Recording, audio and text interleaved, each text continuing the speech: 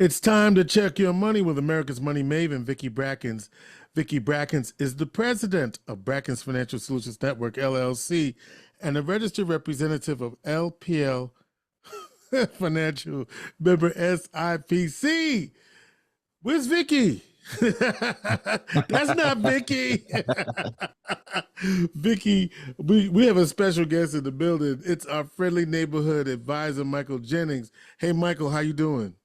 I'm doing good, George. I'm happy to be back. It's definitely been a while, hasn't it? It's been a minute. It's been a minute. All right, so Michael, what you got on the agenda for today? Yeah. Again, it's been a while. We've been pretty busy over here at Brackens Financial, and the friendly neighborhood advisor has been out making connections in the community and hearing some of your concerns, hearing some of your ideas. So, we figured it was a good time for me to get back on air and share some helpful tips. So, are you ready, George, for today's segment? I want to know what you've been hearing, my brother. Well, actually, what I something I've been hearing recently and was brought up by one of our clients, and what I wanted to talk about was um planning for the future. Now, this is something that our firm talks about day to day anyway. Mhm. But more specifically, I wanted to discuss planning for the rest of the summer and actually back to school season. Now, George, you have children, right? So, Oh yeah. what's been what's been your experience with back to school shopping? It's wow. First of all, it all of a sudden the summer's over and you get hit with the school supply list, the new clothes list, and the pictures the first week of the school. Oh my God. It definitely is something that you do have to be ready for. You got the and then what's interesting, it's at the end of the state fair, it's at the end of vacations. And so all of a sudden it's back to school, Michael.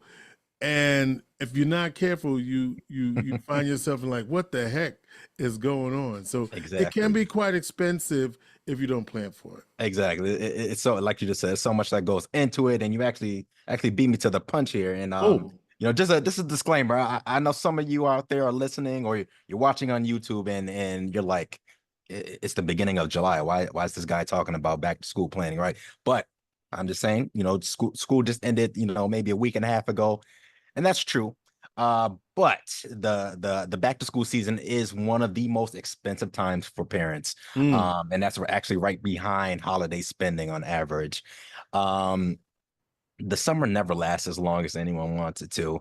And it might just be an indication of I'm getting older. I'm turning 30 this week, George. Oh, happy birthday. Thank you. Thank you. Yep, three whole decades I've been on this earth, and and which I'm fine with, right? But it just seems like now more than ever that time is an illusion. Every time I blink, it's another week gone. So I know before long, a lot of you out there will be right back to stumbling around the house in the morning, half sleep, trying to get the kids ready to school. It'll be here sooner before you think.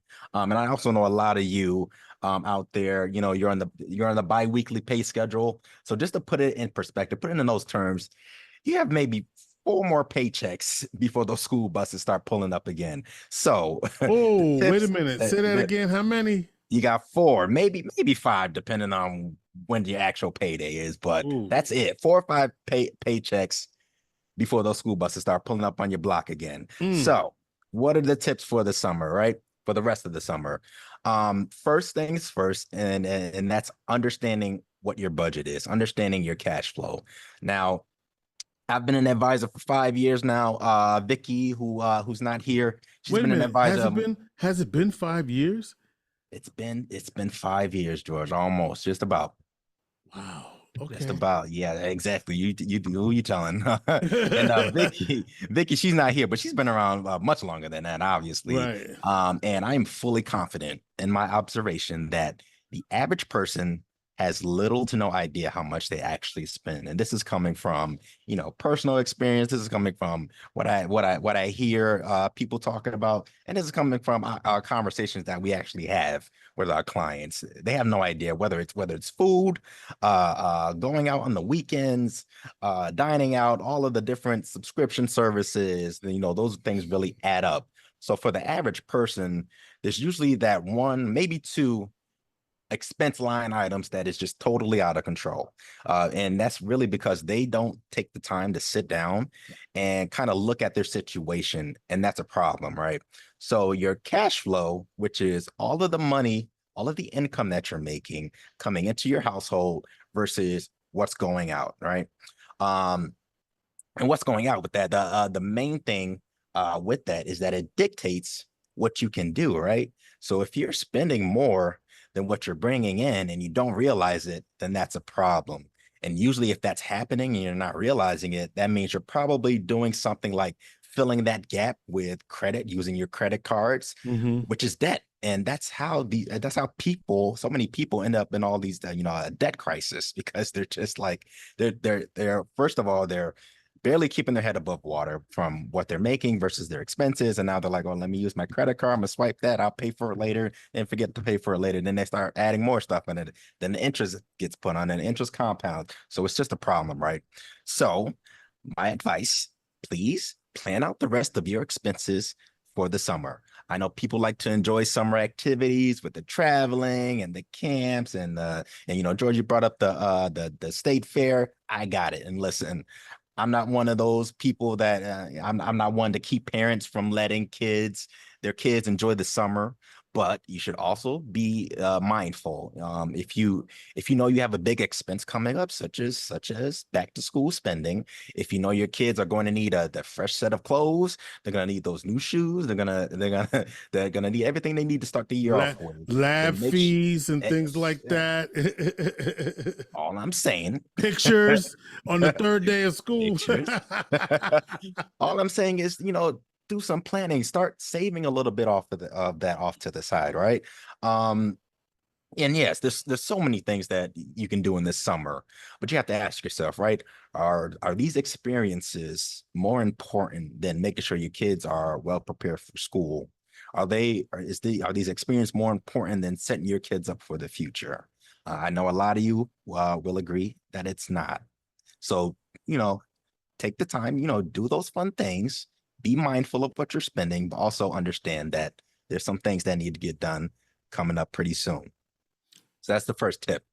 Next tip is just so what you mentioned too is don't overdo it on the school supplies. I know people are eager to hit all the back to school sales and get the same things, and you multiply that by every class, and then you multiply all of that by however many kids you have, right? That now my advice is just wait a little bit, right? Those sales will still be there the first second week of school. Just get a few basic things for your kids and wait until your kids' teachers tell you what they need, because they usually do that. So instead of just going out and getting all these bulk items and having your kids lug them to school, just wait until you get those that first week. Let the teachers tell you what they need, right? Listen, we're Americans. We have a tendency to overconsume, and that comes with a tendency to overbuy things because we think we're going to have to use them all. Just wait. Just wait for a little bit. I promise you, they'll tell you exactly what they need. Listen, we're gonna come see you, Michael, if we waited and then we don't get that deal here. Well, You'll you find want it, us to trust me. come. Well, listen, let me say that you want us to come see you anyway. So come see me if not, or come see me if it is, right? Just come into office. I'll be here. I'll take all criticism. I'll take all complaints. Hey, listen, just call me, right? Just calling. And one last tip, just take advantage of the free supplies and all the other things from these local organizations, right? Oh yeah, this backpack giveaways and things of that nature.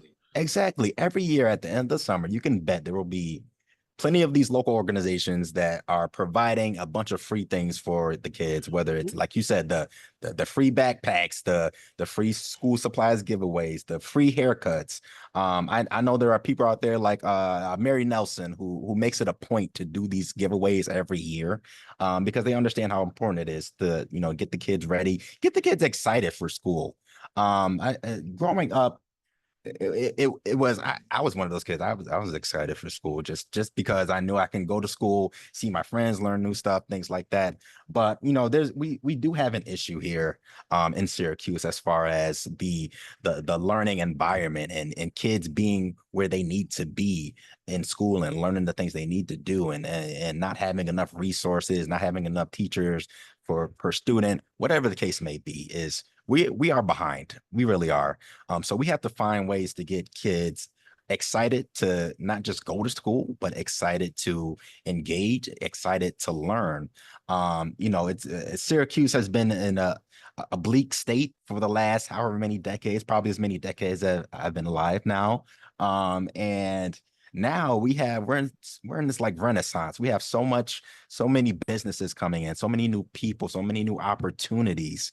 Now, if we want to make sure that our own homegrown people right here from Syracuse get their fair share of all of that, all of those opportunities, we have to make sure that they're prepared for it. So I think the first step is just making sure that kids are excited for school. Very good. And so now that we have all our saving tips, what else should we do? Plan everything. I'm telling you, it's there's few things that can happen to you. There's few things that exist that can't be planned for. And whether it's things that we know or things that we don't know. Obviously, we don't have a crystal ball. We can't predict the future, but we can do things to put measures in place to make sure that when those bad things or when those unexpected things do happen, you're not completely left out there, hanging out there to dry. There's a little bit of protection there because you took the time just to sit down and understand your financial situation and say, hey, I'm exposed in these few areas. So let me try to do something. Let me talk to my advisor. Let me get some guidance and let me let him tell me what I need to do and make sure that I do it because I know he's working in my best interest, right? Yeah. So Well, that's so then if you were their advisor, how would they get a hold of you?